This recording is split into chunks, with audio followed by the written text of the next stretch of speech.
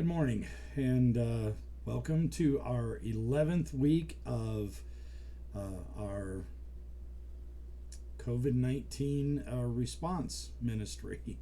Um, we are actually in week 11. It's hard to imagine that. When this all began, we never dreamed that it would be 11 weeks in before we would see the light at the end of the tunnel. But I did want to take this time today and I wanted to just share with you some things that I have found out related to our church reopening, and also to share with you a little bit about what's coming in our worship service today. I want to do this as quickly as possible, but I want to be as thorough as possible as well. Um, First of all, I am Pastor Rex, for those of you who may not know. Pastor of Peakview Church of God, and wanted to make this announcement that based on all of the information I have right now, we do plan to open our worship services beginning next Sunday, June the 7th.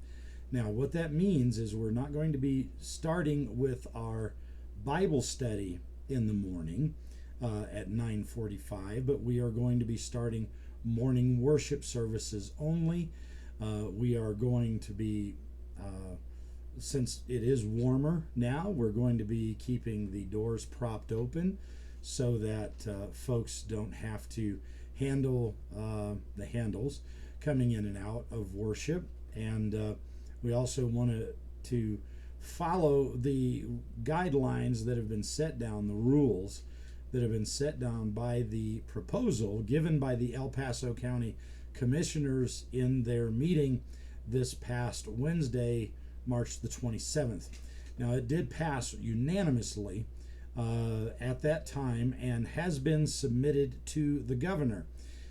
We do not have an official word that the governor has accepted this yet, but we are keeping our eyes on that. We are making preparations beginning right now to be sure that our church is set up properly to be able to handle going back in. I've got some guidelines that I want to go over with you very quickly before we begin our worship service this morning on our broadcast. The first thing is that according to the proposal, we are only able to operate at a 25% capacity. Now, in our church, that means that it's 25% of what the fire marshal has designated as the amount of people we can have in that building at any given time. And our capacity is set at 125 people. If you take 25% of that, that gives us right at 30 people that we will be able to have in morning worship. Now, that shouldn't be a problem based on the attendance prior to all of this pandemic situation. We are not going to be able to go over the 30-person capacity, and they are encouraging us to let people that are of a high risk position, which they designate as 65 and older, age 65 and older. They encourage you to watch by a video service. Now, we're not going to stop anyone from coming in who is over the age of 65. We're just not going to do that. But I did want to share that with you as to what is in the commissioner's document. Also, we are going to need to, as the staff of the church, we are going to have to wear masks in ministry, except when actively engaging in ministry. Now, what they say is active engagement in ministry is that we are going to be having to wear masks except in the moments when we are delivering sermons, leading in worship, and so forth. They do suggest that those participating in the worship service from the pulpit stay on the pulpit during all of the ministry. Now, you are allowed to go back down into the congregation if you would like, but at that point, you are being asked to wear a mask. So, those of us in leadership, we are going to be adhering to this, and we are also going to be able to have masks on site. I received those yesterday on Saturday the 30th, May the 30th. So we do have plenty of masks to be able to hand out to those who come into service who do not have one. It is encouraged that while you are in the service, while you are in worship, that you do wear a mask. We are also going to be setting up our pews so that our families are 6 feet apart from each other. Now, what that means is all families are invited and encouraged to sit together. As each individual family is allowed to sit together up to a number of 10 people. Now, in our pews, our largest pew would set 10 people. So, what we're going to do is with our large pews, we are going to set them far enough apart that if a family sits on one of the long pews at one end and the next family that comes in sits at the other end of the long pew, they will be more than 6 feet apart. And so we just want to encourage you of that. I am going to make it very clear when I set up those pews as to which side of the pew we're encouraging you to sit on. We will have designation. We also, according to their requirements, we're going to be having the requirements for attending service posted on the outside of the front door so that everyone has an opportunity to read it and before coming in. I'm also going to be sending a copy of these reports as soon as the governor approves them. I'm going to be sending out a copy of these reports to everyone in the mail. Also, we are being asked that I'm just scanning here very quickly to make sure I haven't missed anything. We are not going to be able to congregate as far as handshakes and hugs.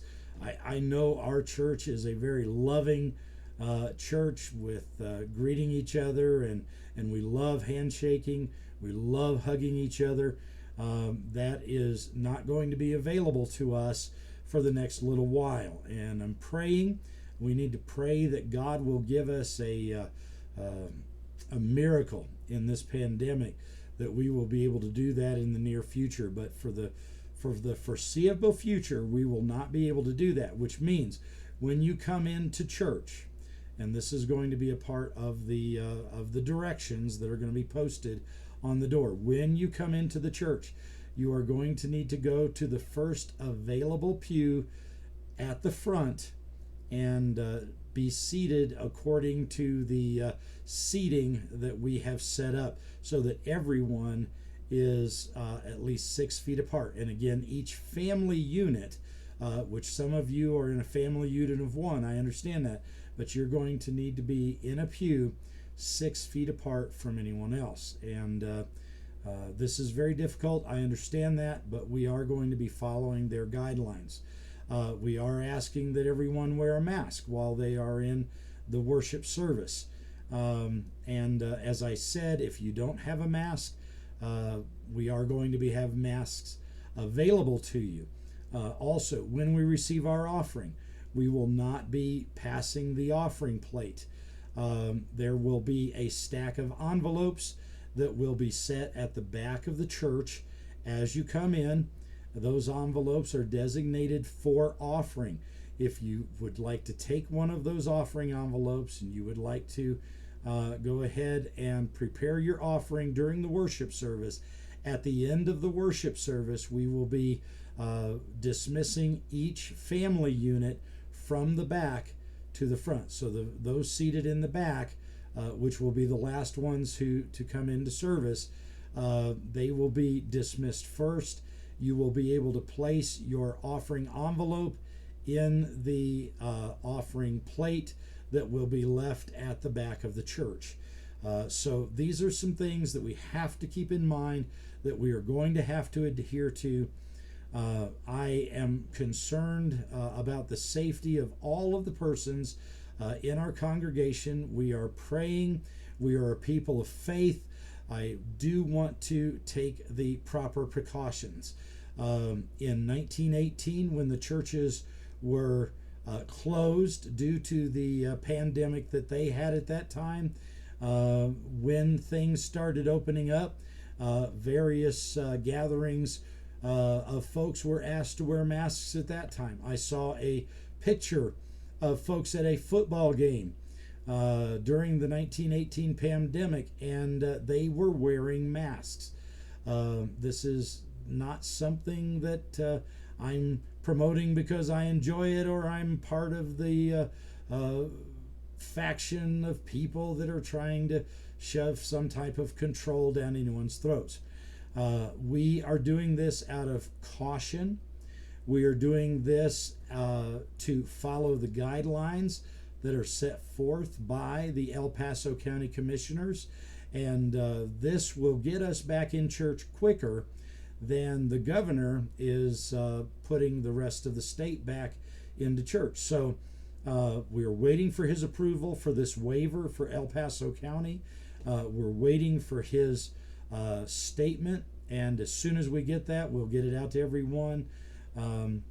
I will be contacting everyone personally with this information. I want to go ahead and close this announcement time. Want to share with you, this is going to be a great worship ahead today. We do have a special video that I'll be sharing immediately following this video, and then we will be sharing some worship videos from our worship director, Tammy Crawford. Then we have a special song that is going to be by my youngest daughter, Stephanie.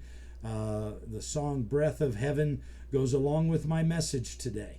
And we are going to be preaching a sermon a bit later on the breath of life. And so I'm looking forward to sharing this time with you. This looks to be our last week of broadcasts this way. I sincerely hope it is.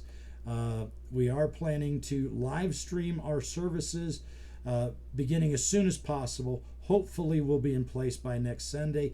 If not, we will be recording the service, and we'll be sharing that immediately after service as soon as we can get back home and get the recording online. God bless you. We love you. Have a great time of worship together today with us. If you need to, you can always return to this introduction at a later time. We will have it on our Facebook and YouTube pages. God bless you. Have a wonderful day.